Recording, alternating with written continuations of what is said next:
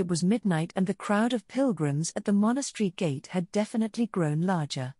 Standing by my room's window, I absently observed the crowd below while recalling my day. What a day! I commanded an actual army for the first time ever. The experience of so many ranks of sororitas obeying my will like the back of my hand was both mesmerizing and intoxicating.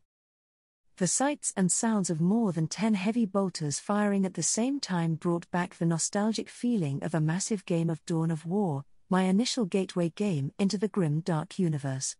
I got a taste of what it meant to be wielding power and caught a glimpse on why some people lost themselves to its allure. I managed to totally overcome the cultists with many stratagems and pull off a win with no casualties on our side. While many celebrated the result as a remarkable feat bordering a miracle, in hindsight I knew we had many advantages stacked against the cultists. Strategically speaking, there was no sugarcoating it. While on the surface it looked like a crushing victory for us, the enemies had long achieved their primary objective before we arrived. We were merely stomping on their disposable units and avoided further disasters. As for Thabra's pursuit, as predicted, the Inquisitor soon ran into literal dead ends and the collapsed tunnels would take time to be cleared. Eventually the place was swarming with hordes of Imperial reinforcements. A sea of Magistratum officers supported by more Arbits arrived, then 2 companies of stormtroopers from the Planetary Defense Force belatedly showed up. My presence had become more of a hindrance for the people around me to work, so I had to leave. Thabras held a small debriefing session with the Sisters of the Initial Strike Team, in which he dropped a strict gag order forbidding anyone from leaking information about my powers, before I returned to the monastery with Malin, Wellmanor, Alisaya and her retinue via Flameraven. While on the way back, I observed Malin switching on her personal communicator after receiving permission from Tusia. The preacher was soon flooded with inquiries from important people of the church. Wellmanor likewise was reporting to Canonus Diadonar. With my superhuman hearing, I was picking up their hushed conversations even when it was not my intention to snoop on them. Yes, she took command. It was flawless. It was miraculous. I will file a report as soon as. I forced myself to tune out their conversations and started watching the news channels with a random data slate that was connected to the information network. There was already much news of the incident with unconfirmed reports about my involvement. Everything I do publicly is headline-worthy. That notion was still quite hard for my mind to grasp even when it happened right before my eyes. After we returned to the monastery, I spent some time working on the portrait of the cult leader, faithfully replicating the arch-heretic's visage before passing it to Herlindaya. The throne agent was still being swamped with work coordinating various imperial agencies when I passed her the lifelike digital portrait. I guessed a lot of people would be working overtime today. In the evening, Canonus Diadonar finally came back with a huge sororitas force from her heretic purging campaign. After receiving Wellmanor's consultation on matters of protocols, I joined the sisters to welcome the returning expeditionary force. We waited at the bottom of the massive flight of marble stairs that led to the great doors of the fortress monastery. Before long, an armada of sororitas vehicles came into view, a familiar Rhino Command tank leading at the forefront. The massive convoy scattered the pilgrims as they passed through the main gate into the monastery compound.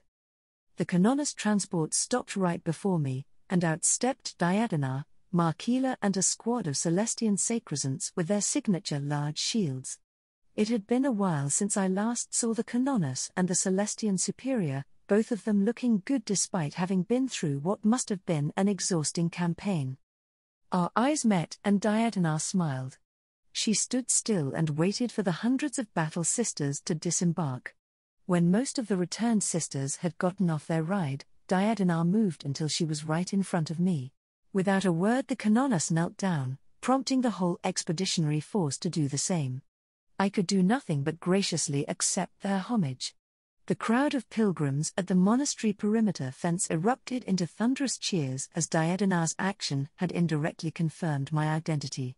Despite the distance, many of them had been camping for days in hope of catching a glimpse of me. It wasn't all happy reunion and glory though, as I noted the many caskets of martyred sisters that returned with the expeditionary force. Of course, later that night I ended up joining the sororitas' wake for their fallen. While the sisters were busy praying for their deceased, right beneath us many cultists captured from the Scholastica were being interrogated in the dungeon. I felt the surge of psychic powers being used to extract information, a palpable emotion of despair and pain ebbing from below. Psychers and their psychic powers were a necessity for the existence of the Imperium. Without them, faster-than-light travel and messaging that kept the Empire in one piece would not be possible with their current level of technology. Yet the Imperium's treatment towards the average psyker was appalling. Then again, except for the ultra-privileged few, the Imperium of Man usually treated everyone with equal disdain. I remembered a popular joke in the wargaming circle about a mother walking into a hobby shop with her young son who wished to get into the wargaming hobby of the grim dark universe. After listening to the sales clerk who tried his best to explain the many factions involved, the mother asked the key question, "So who are the good guys?" There were no real good guys here, just various levels of evil and corruption. In most cases the Imperium was as oppressive if not worse than many of the horrors lurking in this unforgiving world. Due to my special condition I was being treated well enough to develop a blind spot for that fact, but witnessing how the psychers were faring at the Scholastica knocked some sense back into me. Back to the wake, being the focus of attention and not knowing what to do, I had been sitting still throughout the whole session, only nodding and gesturing when necessary like a dignified VIP. Staying totally motionless with this body was easy. Transhuman-like space marines were famously known for their unmoving honor guards who could stay as still as statues for many hours. I imagined this was quite a feat for a normal human, for if I had a mortal body the eventual creeping muscle cramps would have crippled me. Throughout the session I also maintained a neutral face and kept my sight forwards despite noticing each and every peek from the crowd that came my way. Though none had dared to directly make the request, it was on most of the sisters' minds on their fervent wish to see the Emperor's light again. Truth be told, by this point I was beginning to feel the exploitative nature of my halo and loathed the notion of spamming it. I was however not about to cheap out on paying a token of respect for the people who had paid the ultimate price for their belief. The psychic light show cost me nothing after all. Near the end of the wake session, I silently unleashed my halo at the height of the sisters' prayer as a final tribute. As the divine golden light filled the praying hall, to everyone's amazement, a host of astral doves manifested just like last time at the monastery gate. The flock of angelic birds, pure white in color and shimmering with a divine glow, gracefully flew a few laps around the edge of my halo before ascending towards the domed ceiling. Just as the birds were about to reach the many portraits of saints painted on the roof, they faded from reality and disappeared without a trace. The whole short event was both enchantingly beautiful and haunting, almost directly implicating the sisters' souls departing to a higher realm. Maylin and many of the sisters who were present were moved to tears, while many more were convinced it was a sign of approval from Big E himself. Whatever the case, the phenomena baffled me. I certainly wasn't controlling these avian apparitions. Just what are these astral birds? After the wake was over I had a meeting with Diadina and her palatines. The Canoness reported her campaign to me like I was her direct superior. I did little, just acted like a good listener. Then I recalled that today's operation was nearly compromised due to my zero proficiency in handling firearms. Seizing the moment, I requested an introductory course on weapon usage to be arranged for me following tomorrow morning's pending meeting with Thaberus. My request caught everyone off guard, but it was promptly approved. By the time we were done it was late in the night. I retreated back to my room but could not sleep, and ended up just looking out from my windows while contemplating today's events. My mind wandered from one thing to another but somehow eventually settled on looking into those birds. Thinking back, these mysterious avians seemed to appear when the crowd around me was in a high emotional state. The question now was, could I reproduce the phenomenon on my own? Unleashing my halo, I started experimenting. First I tried various intensities but no birds appeared. Something was missing, something emotional or intense in nature. Then an idea came to me. I tried again, but this time slowly released my powers, and then distorting it like pinching a running water hose to increase its pressure. I let the energy grind on its own while mentally picturing a bird to appear. Then it happened. At the very edge where the energy was concentrated at its highest, a faint mist materialized and coalesced into a defined spectral dove that started flying around. The dove shimmered with a subtle luminescence, like moonlight dancing on water with gentle hues of gold and silver. Its feathers were translucent yet radiant, and seemed to capture the light around it, creating an otherworldly aura. The bird's wings, though delicate in appearance, moved with a grace that belied their spectral nature, causing ripples in the air with each beat. I stretched out a hand while mentally beckoning it. To my surprise, it seemed to understand my wordless request and flew over. As it settled on my hand, I could feel its ethereal weight, light yet substantial enough to be palpable. I examined the unreal bird on my palm. Despite its intangible nature, the creature, which seemingly was made entirely of light, exuded a physical presence that was undeniable. Its beady eyes that seemed to hold a depth of understanding beyond mortal comprehension looked around with genuine curiosity. After a while it extended its wings and with a soft coo flew away before disappearing into the thin air. It was like magic. I couldn't help but marvel at the lifelike wonder and the nature of its existence. By then it was well past midnight. Despite being up and busy the whole day, I was not sleepy at all. I didn't need much sleep to begin with, and today's many events had kept my mind restless. Needing some distractions and to kill time, I eventually decided to go to the library to catch up with my studies.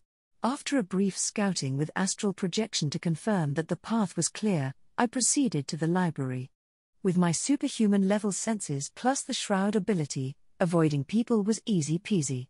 As for the few security-picked recorders at key locations, I simply set them looping on the empty hallways while passing through their fields of view. This ghosting business felt strangely familiar and natural, like I had done it all my life. Soon I reached the closed library with its huge ornate doors barring my entry. A slight push on the unmoving door confirmed the place was locked up, and it was not a digital lock which I could easily bypass. Using short-range, Auspex, I managed to get a clear three-dimensional view on the intricate lock mechanism, then the transcended intelligence residing in me simply took over. So, I just need to move these parts. Suddenly a well-practiced motion came out of nowhere as I discharged a minuscule amount of my power that moved the locking mechanism into the open position and unlocked the massive door. What the? Telekinesis? Now that I think about it, written in one of the many rulebooks, it was mentioned Psyker in this universe were mostly using a few main branches of power disciplines. What were they again? Biomancy for warp lightning discharge and body strengthening. Divination to look into the future. Pyromancy for creating warp fire. Telekinesis for moving things, and telepathy for distant communication. Note to self, I gotta take further lessons from the Psykers. Right before opening the door I felt Solace's presence due to close proximity. My servo skull was left in the library in my haste to depart for the mission today. Just to make sure, I remotely accessed Solace's sensors to confirm the coast was clear within the library. Through its eyes I saw not a single soul in sight, and all the cherubs were at their resting stations. Silently I opened the door and stepped inside, not bothering to switch on the light as my eyes could see just fine. Walking in the darkness like this somehow reminded me of the Night Lords, one of the original bad guy Space Marine legions infamous for their war crimes. Those notorious bastards liked to stick to the shadows because their homeworld was perpetually dark without a shining sun. I sat down at a spot before awakening my favorite cherub, ++acknowledged. ++ it replied while flying away to get the next book. I started reading in the quiet darkness. The world appeared to me in a tranquil grayness, my transhuman eyesight easily picking up the words from the pages in the dim light. You might think with superhuman reading one could easily chew through a whole library's contents, but the truth was depressing. A casual calculation informed me that even if I could read an average of 2,000 books a day, it would take 3 standard years to go through this collection. Too slow, this was just too slow. I sighed internally while putting down my book. I remembered something about SYRINE being designed to be an administrator for a region of the Imperium. Shouldn't she have a built-in ability for mass information assimilation? As I mused, a line of words appeared in my vision.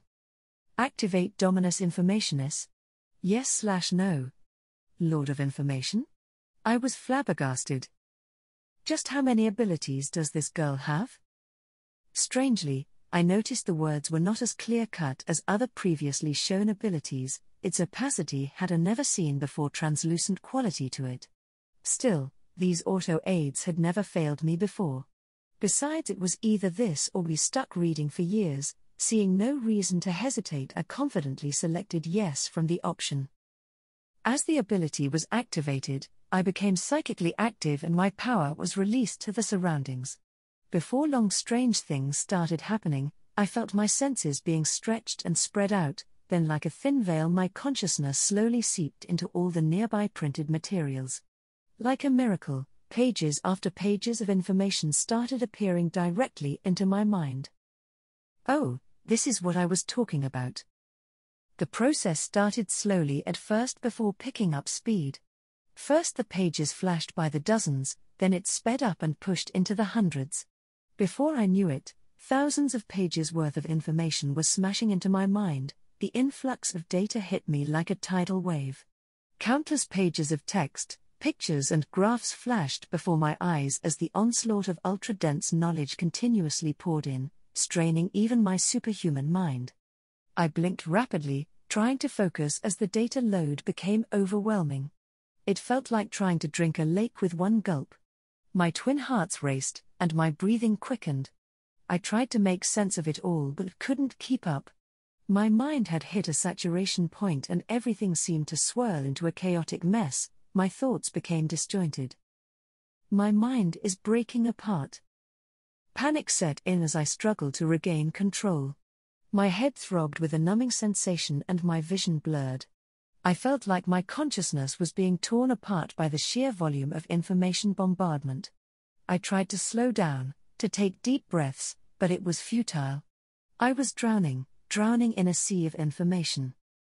It was an overload that I hadn't anticipated. Disoriented and overwhelmed, in a desperate attempt to regain control, I bit my lower lips. The semi-resemblance of physical pain brought the sense of having a body back, and from there I tried to switch off my powers, but then something popped. Everything went black. It was the dead of the night. I found myself walking without shoes on a sandy beach. I had no recollection of how I got here, and this disorientating sensation was eerily familiar. I looked into the darkness in front of me, somehow half expecting to see a bewitching girl with platinum hair appearing out of nowhere. But there was no one around. I was alone. Looking up, the cloudless night sky was covered with endless unblinking stars of unrecognizable constellations. I had never seen this many stars before. It reminded me of a scientific fact about the universe having more stars than all the sand on all beaches around the world combined. Enthralled, I lost myself in the scenery when an unknown light flashed me from behind. I looked back, found the source of illumination to be a lighthouse, and that I was standing on the beach of an island so tiny it felt surreal. The lighthouse had an unknown source of white light that was turning lazily, bringing illumination to the muted darkness. As the beam of light cut into the unnatural darkness, it revealed the sea to be nearby. I walked towards the water and found it to be unnaturally calm, so calm it was unnerving.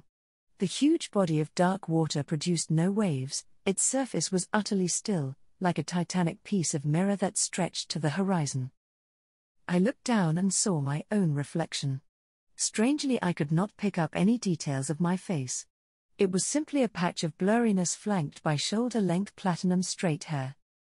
Why can't I see myself? Puzzled by what I was seeing, I approached the water.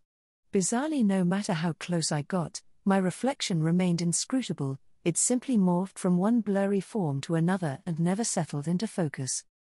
Intrigued, I continued my approach until a sudden gurgling croak from above broke the serenity and my stupor. I turned to the source of sound, just in time to catch a glimpse of what must have been a large bird in the night sky that melted into the darkness. Looking down, I was shocked to find myself chest deep in the water. Never go deep into the water.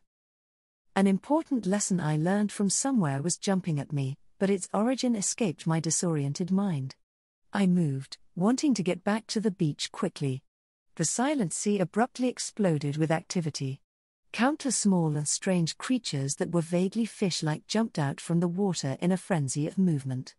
It was like they were swimming for their lives, escaping from something. The air itself changed, the eerie sense of stillness from before vanished without a trace as wild winds started howling, sending my hair fluttering. Ominously thick clouds appeared from nowhere over the night sky, obscuring the stars. Then to my horror I sensed something truly massive stirring in the deeper water, and at the same time a faintly familiar inhuman voice called to me. "You won't escape me forever." The pure maliciousness in its tone sent shivers down my spine. Just then a huge bulge of water started forming a distance away. Something was rising from the deep, pushing all the water before it. My jaw fell slack at the sight of rising water that was surging towards me. Whatever it was huge. Its size was hinted at by the sheer volume of displaced water amounting to a small hill. "Anathema's daughter. Face me." It called to me again. Its words, however, woke something in me, and I realized none of this was real. I just need to get out of the water. My eyes snapped open. I found myself back in the library, gasping for air. For the first time I felt groggy in this apex transhuman body. The impact from psychic feedback still lingered and, wait, is someone there? Instincts screaming, my head turned towards a direction where I sensed something. Alarmingly, even with my superhuman senses I could not determine if the faintly perceived presence was real or imaginary. Straining my sight at the gloom, I saw a hint of movement at the very edge of a huge bookshelf. Bolting towards the spot, my mind registered my own action only after I arrived at the place a heartbeat later. No one was there, only the faintest trace of what could have been a psychic resonance and the peculiar hint of a falling feather. In the solitary darkness of the library, it took a while for me to realize that I was shivering, still shaken by the experience. Was I attacked? Or am I losing my mind? The serenity of early morning was broken by an extra number of gunships patrolling over the monastery.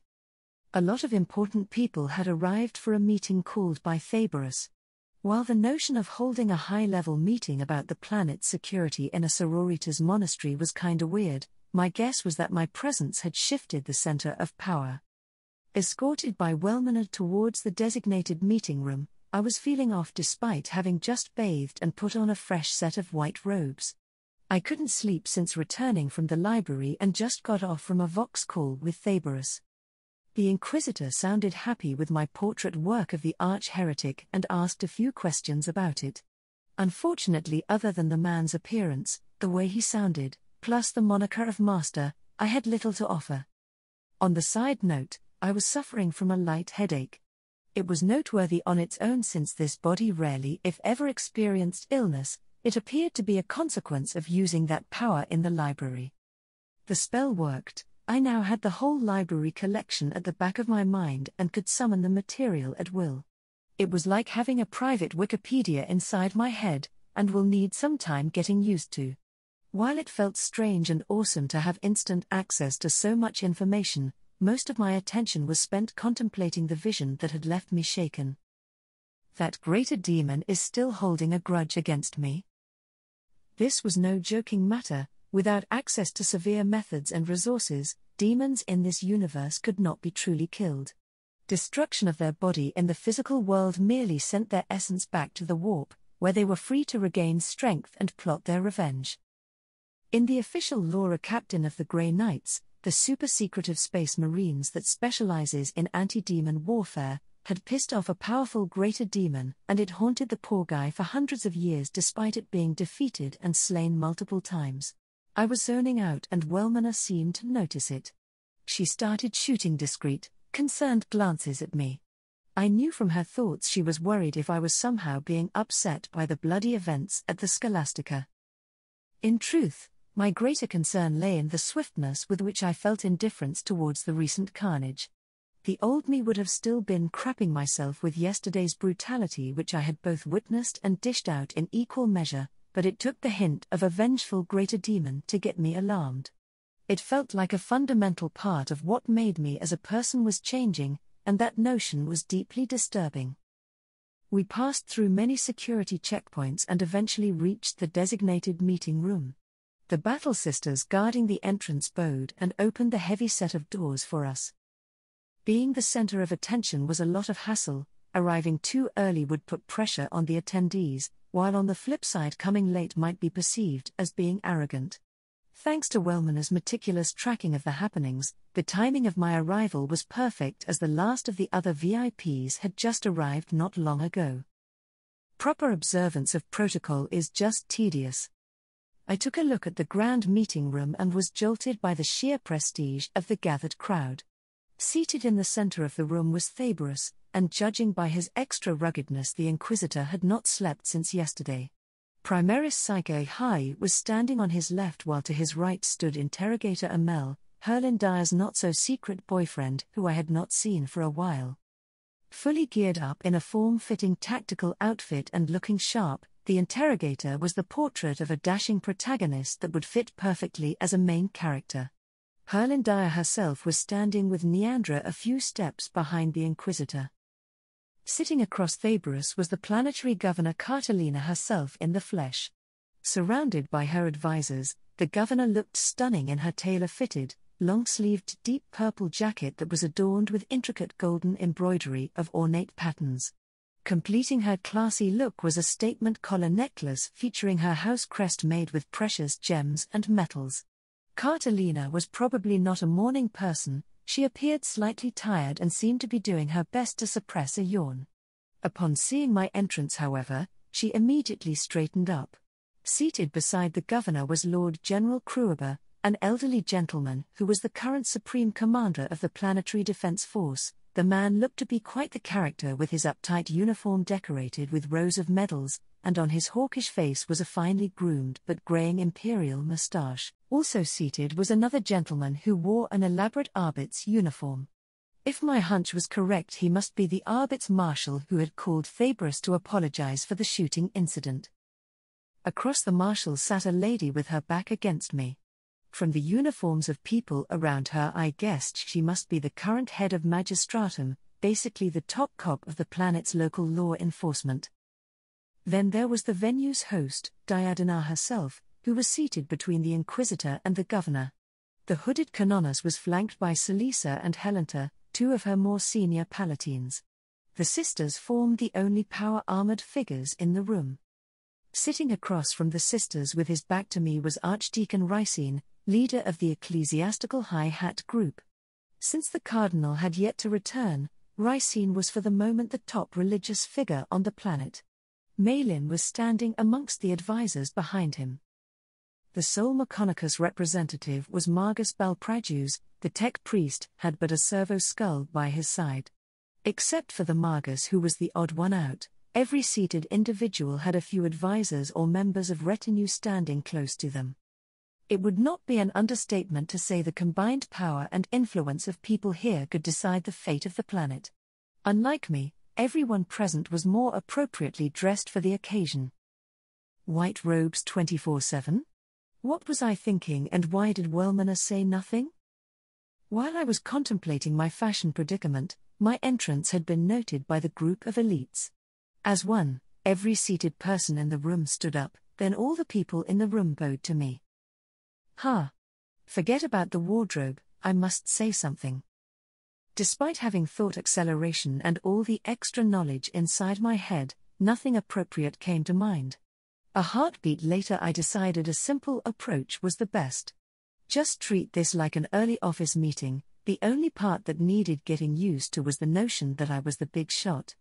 "Good morning," I said with a smile, and solicited back a chorus of replies. Under everyone's watchful gaze, I walked towards an empty seat that was obviously meant for me and quietly sat down. I was seated to Thaberus' right side, and to my right was Diadina. After everyone settled down, Thaberus spoke up.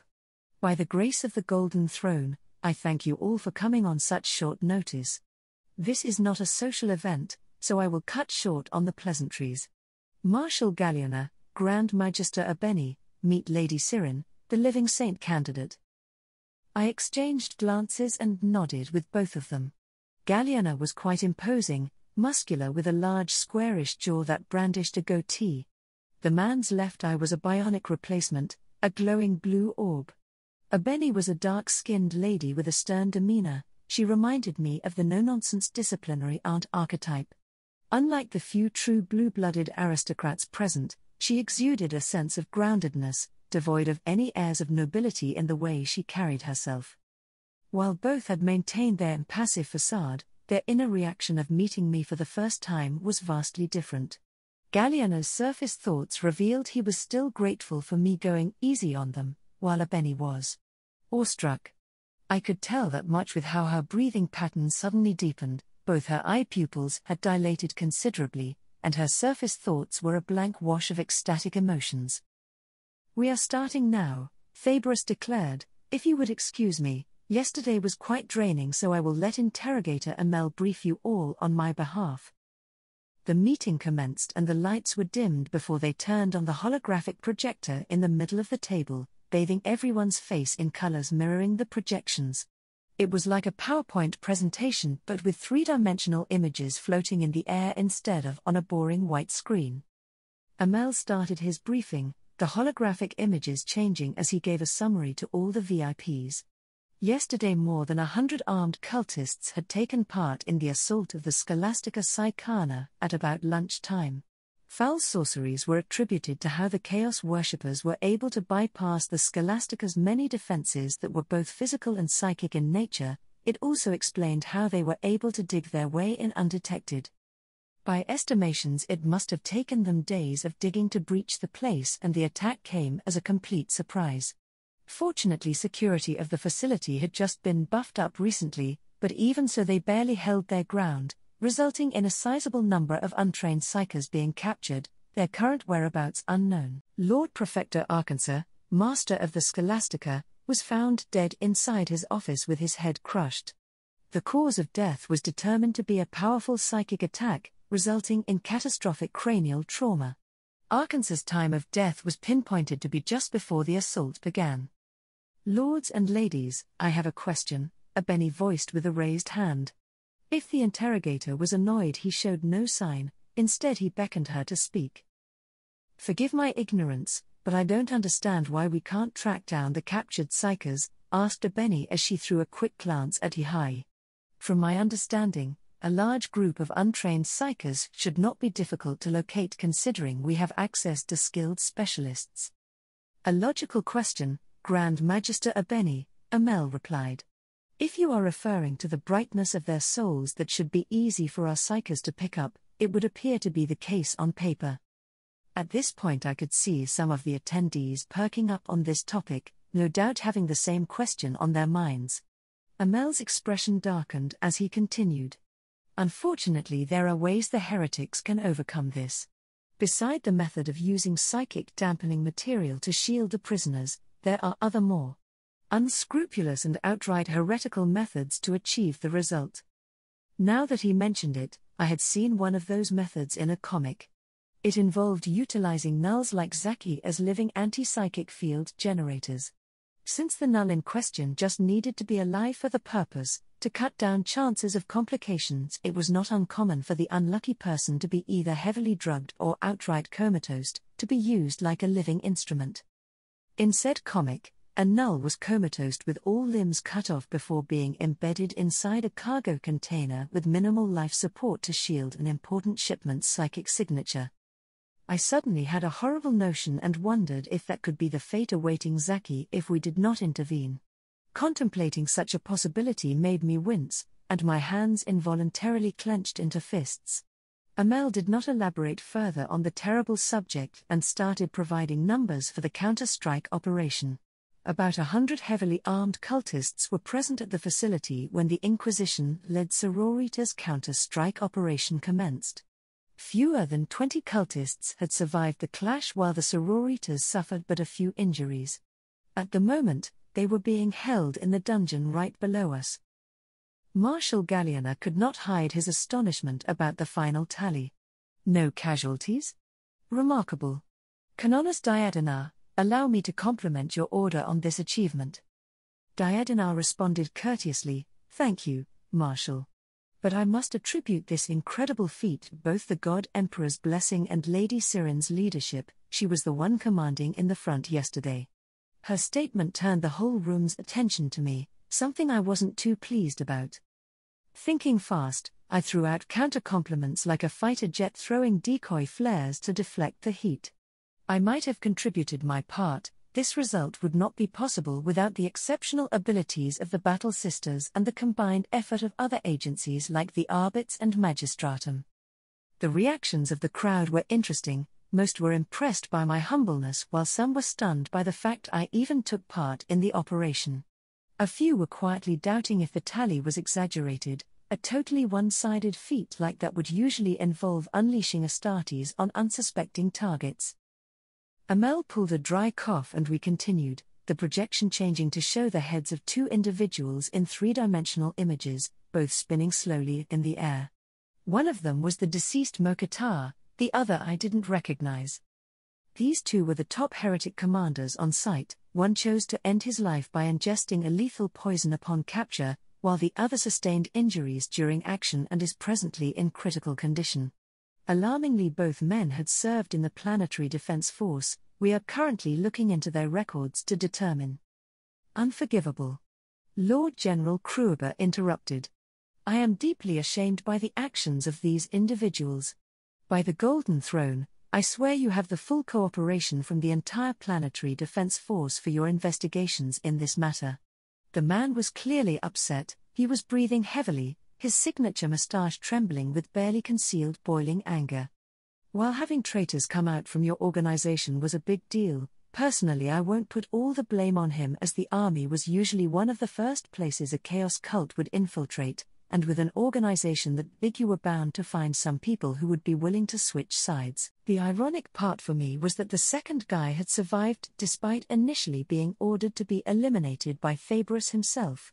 Back then the cultists were so overwhelmed by us, Neandra found the time to reconfirm her order as the heretic commander was dying in his own pool of blood. The Inquisition welcomes your declaration and will remember your promise, Lord General, Amel answered politely before continuing. Next, we have one major breakthrough in our efforts against these heretics. In the next instance, my handiwork, the three-dimensional portrait of the mysterious arch-heretic, appeared on the holographic projection. From information recently acquired, we believe this individual to be the supreme leader of all the chaos cults operating in Nusquam. Amel dropped the bombshell flatly. The room went quiet and a curious change in the air could be perceived. Time slowed down as my senses tuned up, objects became sharper, colors appeared more vibrant, and sounds became clearer. It took a moment for me to realize my body had undergone a fight-or-flight response to a potential threat nearby. It was Neandra.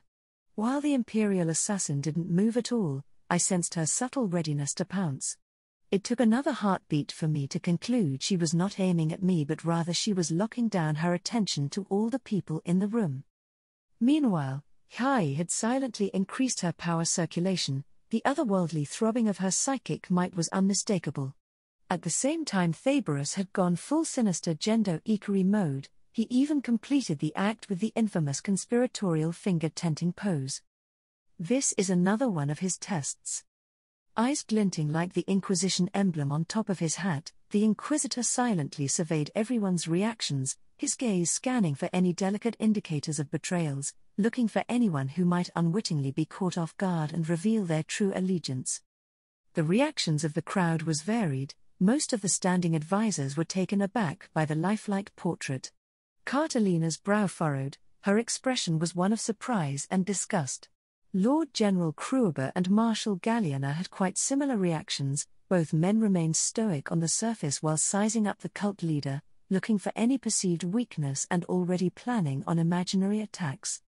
Diadenar and both her palatines narrowed their eyes as they studied the rotating portrait with cold disdain. One could feel the righteous fury behind their burning gaze. Archdeacon Rycine's expression was one of open revulsion and anger. Oddly, His right hand hovered slightly, suggesting that the archdeacon almost instinctively began to condemn the person in the portrait, only to halt himself from the futile gesture at the last second. Grand Magister Abeni's expression switched from being taken aback to defiance in the blink of an eye. Then there was Margus Balpragius. The tech priest simply remained motionless.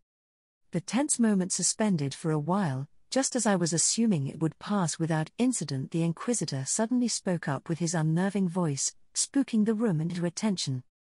"Anyone recognizes this pitiful excuse for a human?" After a flurry of silent head shakes, the Inquisitor continued.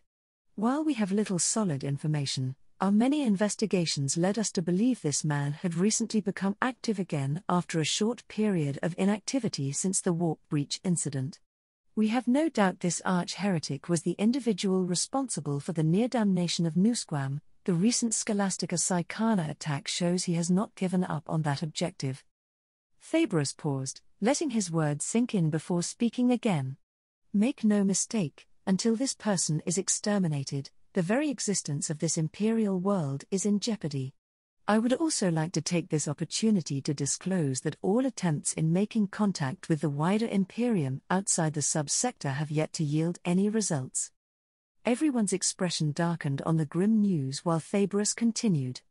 "As such, Nusquam with its psychic beacon has become the key to keeping the subsector coherent. By the decree of my superior Lord Solomus, Grand Master of the Inquisition of Ordo Terminus Obscura, the security of this planet is now a top priority." The Inquisitor made deliberate eye contact with each individual in the room before reaching a conclusion. "Our foremost objective demands the utter eradication of this individual and every last vestige of chaos cults under his sway. His profile shall be disseminated to all. Employ every tool at your disposal, exhaust every database, sift through every record. Locate him. Should any lead arise, communicate swiftly with me or my operatives. Any lapse in compliance with this directive, and those found wanting, will face my unequivocal personal condemnation as excommunicate traitorous." The room was silent after that, and I heard people gulping. After a while it was Catalina who broke the silence. "Aside from hunting these heretics, any update on the whereabouts of those mysterious Astartes on my planet?"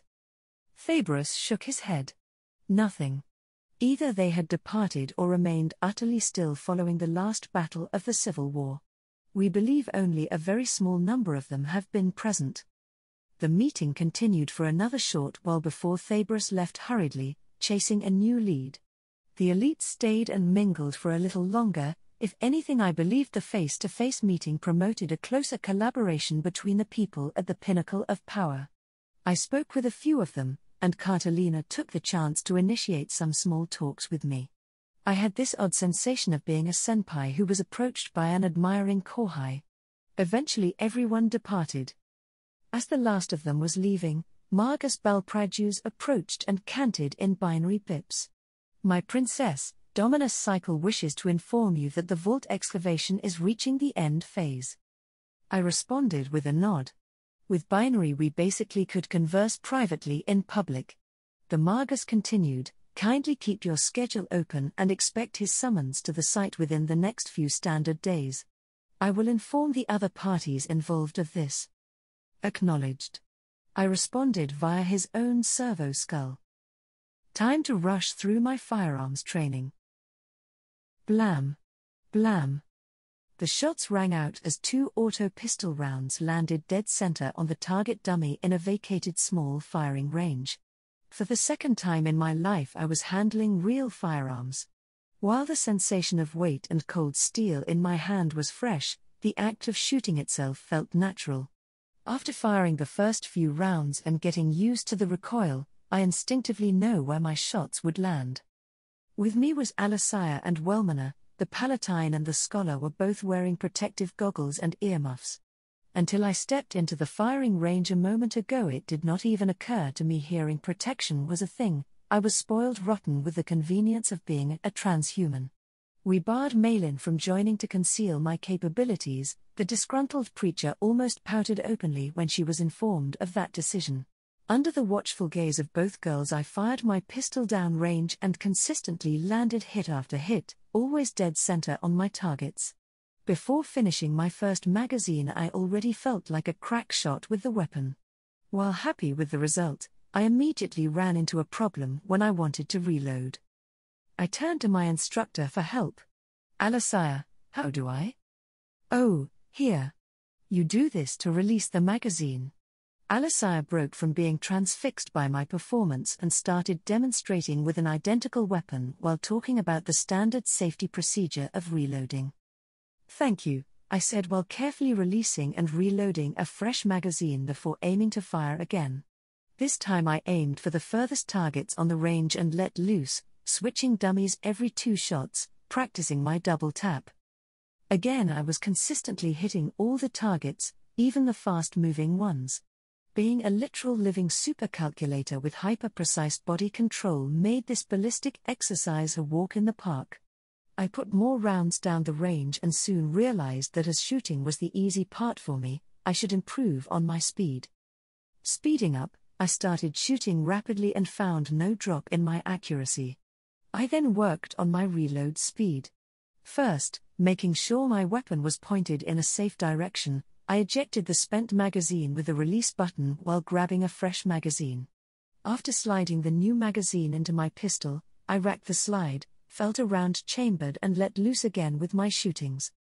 I did the sequence one more time to master the reloading sequence and ejected the last spent magazine with a flick. It just felt faster. When all was done, I had emptied 4 magazines with a full hit rate. "Can we move on to the next gun?" I turned to ask and found both girls standing still, looking speechless with awe on their faces. After graduating from pistol, I was finally allowed to handle the venerable bolter. As I put my hands on a genuine bolter, feeling its weight and the cold of its gun metal, a distant geek inside me was awakened. I was holding a bolter, a real freaking bolter. This was more than a weapon, this was the weapon, the signature Imperial weapon that had become legendary in status and was synonymous with the Space Marines and sororitas. The bolter in my hands was of the Godwin D's pattern, decorated with a golden fleur-de-lis near its muzzle, a scaled-down version from the ones used by Space Marines for standard human usage. Even so, due to my unfortunate stature, this scaled-down version of bolter still appeared comically massive in my hands. My subtle giddiness must be showing as Alasaya simply stood back and let me have my moment with the gun. As I closely inspected every inch of it, I could tell this was an ancient but excellently maintained piece of heirloom of the sororitas. "Lady SYRINE, it humbles me to see you venerate the weapon with such sincerity," Wellmanor said after an unknown amount of time had passed, bringing me back to reality. "Well, this is the divine instrument sanctioned by the Emperor to bring his wrath to the enemies of mankind, right?" I said in a lame attempt to cover my tracks. Unexpectedly both girls nodded approvingly on that statement. I might have accidentally earned more veneration points from them. I then listened to Alasaya's quick lecture and observed her demonstration on basic bolter handling before finally got to do what every fan of the universe could only dream of, firing a real bolter. With everything set, I double-checked my pose before gingerly aligned the bolter's iron sight to a dummy and lightly squeezed the trigger. There was a surge of anticipation, a primal instinct screaming as the mechanism unleashed a potent round with lethal efficiency. With a loud roar, a bolt round exited the chamber, accompanied by a jolt of fierce but controlled recoil that reverberated through my entire body. In that split second between firing and impact, time seems to slow with a rush of adrenaline and a surge of euphoria as the bolt streaks through the air with deadly precision. I felt a sense of triumph as the target dummy was struck and torn asunder by the fury of the Emperor's wrath in the form of explosive force. Eager to experience the awesome sensation again, I fired 2 more shoots in quick succession, obliterating 2 more dummies. I sped up, obliterated 3 more targets in the next instance before deciding to switch things up a bit. Changing my pose, I held the massive weapon out with only one hand to test if my physiology could handle the strain of using a bolter like a pistol. A heartbeat later 2 more exploding dummies answered my question. I was still dead accurate firing a bolter with just one hand. Ah. True grit, my old friend. Wait, can I do it left-handed? I switched the bolter to my supposedly less dominant left hand before firing again, and was rewarded with more splintering dummies. Judging by the result, I could probably go full Dakar by shooting 2 bolters simultaneously like a dual pistol wielding gangster without losing accuracy. I was ambidextrous without realizing it. Speaking of being ambidextrous, it reminded me of the list of skills to pick up for the sake of increasing my survival odds in this world. A quick glance at the full arsenal on display informed me that the gun lessons would not last long at my current pace. "Alasaya, I would like to expand the scope of my training," I said. "Of course, what would you like to learn?" the Palatine asked, looking curious. "Well, there are the handlings of vehicles, sword fight and mastery of power armor and jump pack usage."